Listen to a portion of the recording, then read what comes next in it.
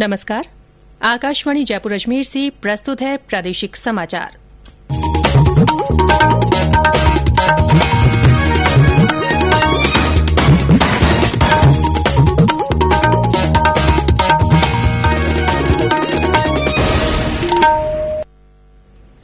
समाचारों के साथ मैं रितिका गुप्ता। प्रधानमंत्री नरेंद्र मोदी आज इंडिया ग्लोबल वीक 2020 के उद्घाटन समारोह को संबोधित करेंगे।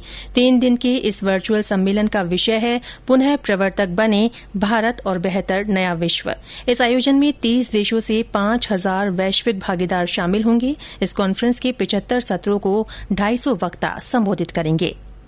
प्रदेश में वर्तमान में कोरोना संक्रमण के सक्रिय मामलों की संख्या 4846 है। इनमें सबसे ज्यादा 700 मामले जोधपुर के हैं। इसके बाद जयपुर में 593, अलवर में 569, बीकानेर में 435 और भरतपुर में 252 संक्रमित मरीज हैं।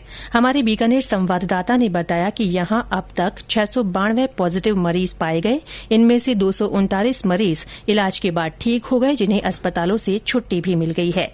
प्रशासन की ओर से जांच का दायरा लगातार बढ़ाया जा रहा है। हर दिन बीते दिन रिपोर्ट हुए अधिकतम रोगियों के बढ़ने से प्रशासनिक विभाग ने अपनी कमर कस ली है। हालांकि 692 पॉजिटिव अब तक हो चुके हैं, जो कि करीब 34,000 से ज्यादा लोगों की जांच के बाद सामने आए हैं। यही नहीं, 239 लोग इस बीमारी से निजात पाकर अपने अपने घर लौट चुके हैं। उधर नवनियुक्त जिला कलेक्टर नमित मेहता ने मेडिकल कॉलेज को हर दिन 3000 सैंपलिंग करने और इसके लिए सैंपल कलेक्शन का जिम्मा भी खुद उठाने को कहा है। उधर कोरोना संक्रमण की कड़ी तोड़ने के लिए आज शाम से आधा बीकानेर बंद रहेगा, यानी 3 थाना इलाकों में कर्फ्यू लगाया जा रहा है। इन थाना इलाकों में आमजन की तमाम जरूरतें मुहैया कराने के लिए भी सारे बंदोबस्त सुनिश्चित कर लिए गए हैं। मोहम्मद रफीक पठान, आकाशवाणी समाचार, बीकानेर। प्रदेश में आज कोविड-19 के 149 नए मामले सामने आए हैं। चिकित्सा विभाग की ओर से जारी रिपोर्ट के अनुसार इनमें नागौर में सर्वाधिक 29 मामले मिले हैं। वहीं जयपुर में 25, अलवर में 21, अजमेर में 20, भरतपुर में 16, बीकानेर में 13, दौसा में 11, झुंझुनू में 8, बारां में 3, कोटा में 2 और टोंक में 1 मामला सामने आया है। प्रदेश में अब तक संक्रमित हुए 22,212 मरीजों में से 16,877 स्वस्थ हो गए हैं। अब तक प्रदेश में कोरोना संक्रमण से 489 लोगों की मृत्यु हो चुकी है। राज्य में अब तक कुल 9,63,454 सैंपल लिए गए। इनमें से 9,36,065 सैंपल नेगेटिव पाए गए।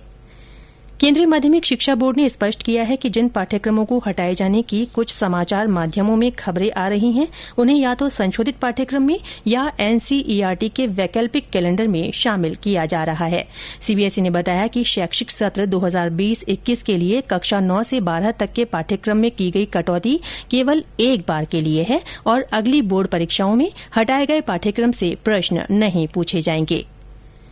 प्रदेश में राज्य सरकार ने संशोधित मोटर व्हीकल एक्ट को मंजूरी दे दी है। नए एक्ट में यातायात नियमों का उल्लंघन करने पर लगने वाले 36 तरह के जुर्माना प्रावधानों में राशि की बढ़ोतरी की गई है। ओवरलोडिंग पर अब 40,000 रूपये तक जुर्माना भरना होगा। वहीं शराब पीकर वाहन चलाने पर 10,000 और बिना लाइसेंस वाहन चलाने पर 5,000 रूपये तक जुर्माना देना होगा। बिना सीट बेल्ट और हेलमेट के वाहन चलाने पर 1,000 रूपये जुर्माना राशि देनी होगी। प्रदेश में ये आदेश कल शाम से प्रभावी हो गए हैं। प्रदेश के कई क्षेत्रों में आज मानसून की बारिश के समाचार मिले हैं। राज्य में सबसे ज्यादा बारिश 8.6 सेंटीमीटर अलवर जिले के मुंडावर में दर्ज की गई। वहीं सीकर में 4 सेंटीमीटर बारिश हुई। फलौदी, चूरू और सवाईमाधोपुर में भी हल्की बारिश के समाचार हैं। इधर राज्य के कई स्थानों पर बारिश नहीं होने से गर्मी का असर बना हुआ है।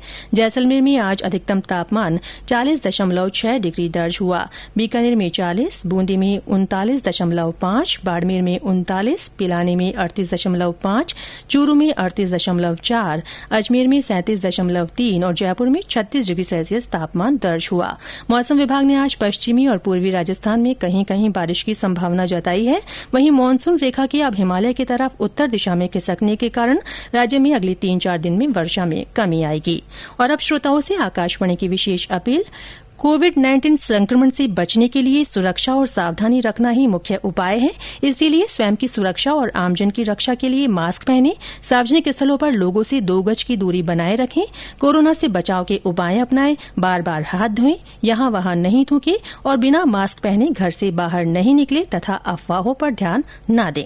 इसी के साथ प्रादेशिक समाचार बुलेटिन समाप्त हुआ। हमारा अगला बुलेटिन राजस्थानी में दोपहर 3 बजे प्रसारित होगा। नमस्कार।